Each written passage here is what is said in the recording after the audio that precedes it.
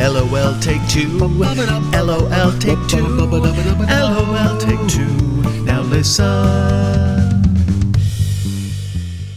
When we last left our hero, me, it was 1987, and I was writing letters to my former boss and now dear friend Kate about my struggles of trying to make it in Hollywood, without much success.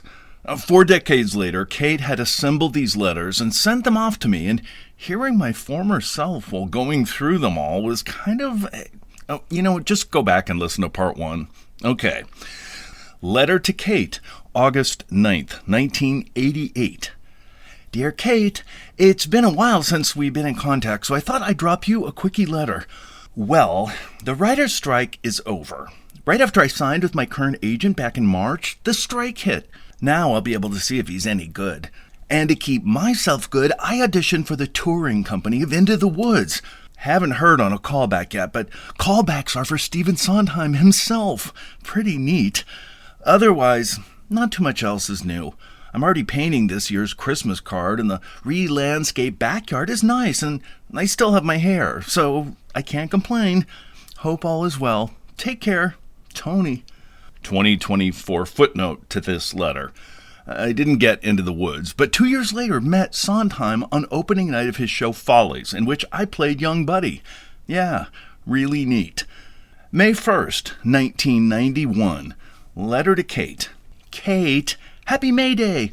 Had a few minutes and thought I'd drop you a note. Showbiz is picking up, thank God. The war really put a damper on it. I'm sorry for the Kurds, but I didn't have any auditions for a month. Went to the opening night of A Little Night Music starring Glynis Johns as Madame Armfeld. I had 5 auditions, callbacks for Henrik in that production, and the opera singer from The Godfather 3 got it. His voice was good, but his acting was hideous. I ran into Juliet Prowse, who said she had to audition for it and didn't get it either. I said, well, we both look fabulous. I had a new suit on, and we're here on opening night, so f*** 'em. She liked that. Saw Joanne Worley, too. It was neat. The house is coming along. New window treatments are coming in the living room. Can't wait to get rid of the wretched plastic curtains. Hope you are well. Love, Tony. 2024 footnote. I so wanted that damn night music job and was so close. It made me happy that Juliet Prowse, whom I had worked with a year before, didn't get it either.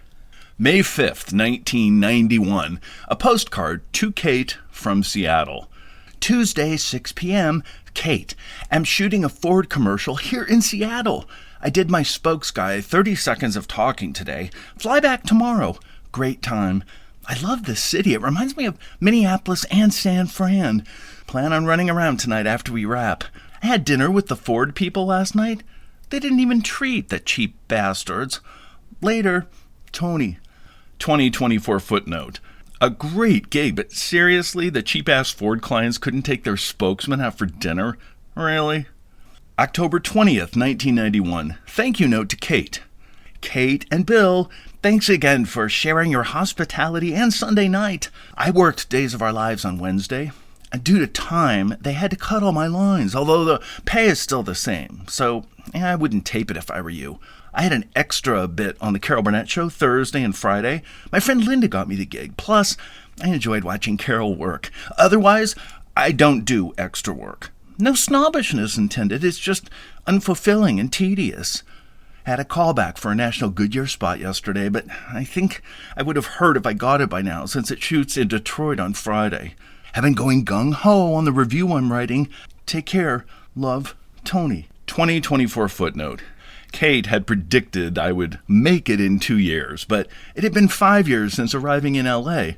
But at last, I was starting to book some real money-making acting jobs. March 19th, 1992. Letter to Kate. Dear Kate, I am staring at your note you sent me, and 2 months have passed. Where does the time fly?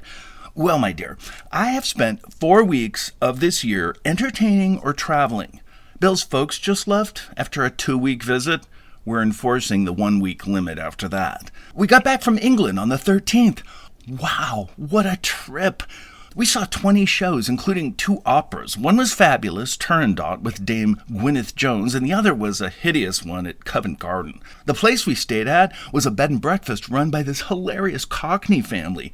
The kids run the place, and they make their very, very old mother clean the rooms. After our big breakfast every morning, we hit museums, then matinees, then stores, or more museums, then evening shows.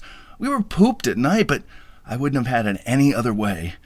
My backyard is in full bloom, and it is wonderful. My calla lilies are in bloom. We've got butterflies and birds everywhere. I'm very pleased with all the work we've done in the backyard and try to spend as much time as I can out there. Sometime soon, our contractor is going to be installing new windows. I tell you, contractors, they're as dependable as most actors. After London, I was raring to go. I wrote a 3-person show for Bill, our friend Kelly, the woman in the Toyota Punch It Margaret ad, and myself called Twits and Feathers. Last Monday night, we had a read-through around our dining room table. And you know, the day I began working on it, I have not stopped having auditions. Had some callbacks. Worked General Hospital last week. I had to take a little of my own get off your ass and just do it advice. This, I think, is what most of big-time show business is all about. And they don't teach you that in college theater programs. You just have to come out here and get jaded. Keep in touch, my dear. Love, Tony. 2024 footnote. Obviously, my 2 favorite words were fabulous and hideous. And they still are. March 8th, 1993. Letter to Kate on the back of a Days of Our Lives script. Dear Kate, I left my pad of paper at home, and one of the things I wanted to do during my oh-so-long day today is to write a few letters. So I decided to use the backs of pages of scenes I'm not in. As you can see, I'm working today, yippee, doing 2 shows, actually on Days of Our Lives. Good money, small but good part of a camera guy who's hired to videotape a bogus police assault, gets paid off and skips town. Commercials have been very uneven this year. I got new pictures which seem to be helping. The economy is just odd for everyone. But onward, Twits and Feathers is oh so close to a reading, but I'm not announcing anything until we do it. I enjoyed the picture of you and your family immensely. You don't age, do you? You're like Julie Andrews, for God's sake. Bill and I are planning a trip to Paris at the end of the year. We want to stay and explore Paris for a week, take the high-speed train to Avignon and explore the ruins at Arles and Orange, and then travel to the south of France, finally spending the last night at the Hotel du Paris in Monte Carlo. Finally, if we can manage, fly to London for a week or 5 days and see theater. All it takes is money, money, money. So we're planning now, as well as working my butt off to move up the show business ladder. I turn 30 next month, and I'm absolutely convinced that this is my year to break ahead. The last few have been good, God knows, but it's time to move on from the night job. Work, do it. Well, I'm going to saunter by the makeup department and see if those overly made-up hooker-ettes are ready to make me up. They take it on themselves and all the actors. I always look like Joan Crawford when I'm done working this show. Love, Tony. 2024 footnote. Bill had moved up from being my roommate to being Bill. The travel bug had obviously bitten us, and I had such high hopes for this 3-person review I had written for us. July 27th, 1993. Postcard to Kate from San Diego. Dear Kate, I'm booked for 10 days in San Diego doing a series of industrial films for Chevy trucks. We have to match shots for Continuity Monday from Friday's shooting, so I can't get any sun. But the sea air and view of the sea, I can't stay out of a deck chair. So I'm sitting, heavily shrouded by the pool at my hotel in Del Mar. I am just loving the working actor's life. Paradise.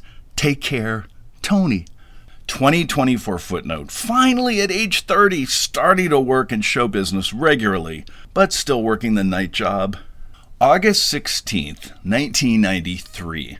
Letter to Kate.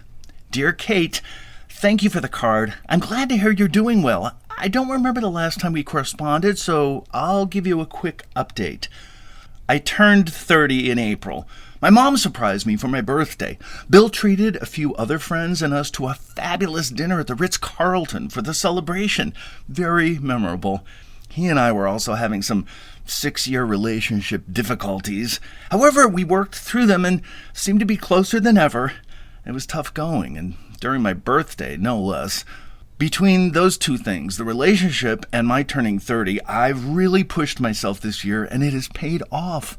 I put the show I've written for Kelly and Bill and myself, Twits and Feathers, on hold. That was part of our problem. Never write, perform with your lover. It's too much. I booked my first big national commercial the week of my birthday. It's for True Value hardware stores. I don't know whether you've seen it. I have no lines. I'm fixing up a room like a baseball field for a little 4-month-old brat who gets the full close-up in his crib. They're playing the hell out of it, and it just renewed for another 13 weeks. It's playing on the redneck shows and baseball, etc. I auditioned for the Equity General interviews for Andrew Lloyd Webber's Sunset Boulevard last February and just had a callback 2 weeks ago. It was very exciting, and I interviewed for 5 minutes with Trevor Nunn. We hit it off, thank God, and then sang my guts out and did a comedic monologue that they loved.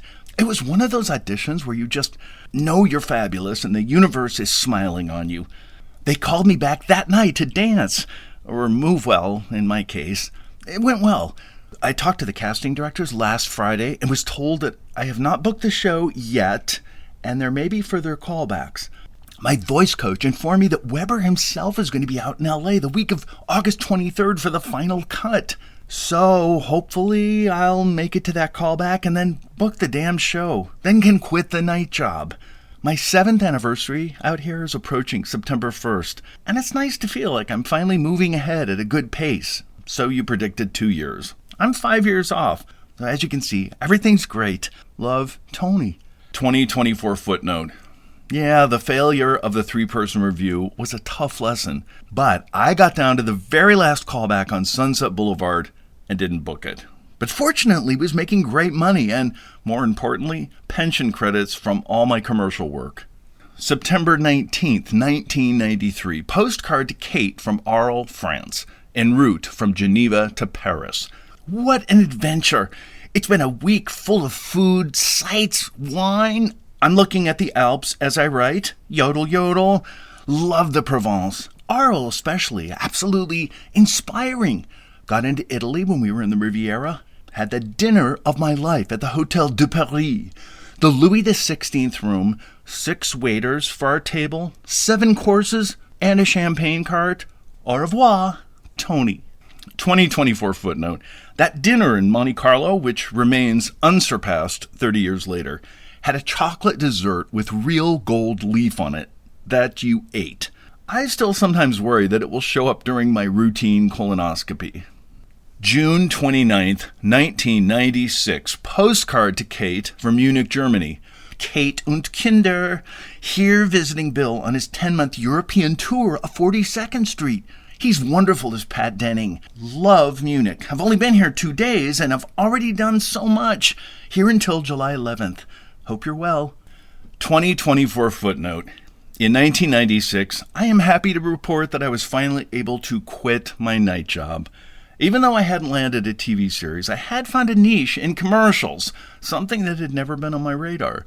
This creative gay kid from the Midwest came off as a normal guy that people could relate to. Little did they know, but I had the good sense to go with it. 38 years later, Bill and I are still together, and Kate and I are still great friends. And like Rudolph the Red-Nosed Reindeer going down in history, I am forever grateful to be part of her story. Sometimes when you think about your past, you think you didn't do enough or could have done more or made different choices. These letters from Kate took me on a journey and made me realize that I accomplished a hell of a lot, and more importantly, was always out there slugging.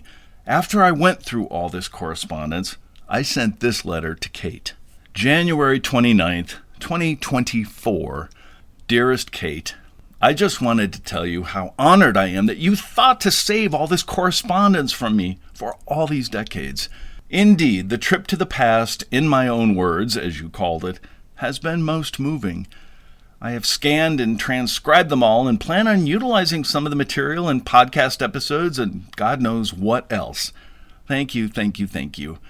I remain grateful for our friendship and to this day still feel what I wrote you back on 8/24/87. I can't tell you what inspiration, motivation you are for me. Your outlook is one that I often try and emulate. What would Kate do in this situation? I love you to pieces, my dear, and I cherish our friendship. Love, Tony. LOL take two. LOL take two. LOL take two. Ba ba ba ba ba bum.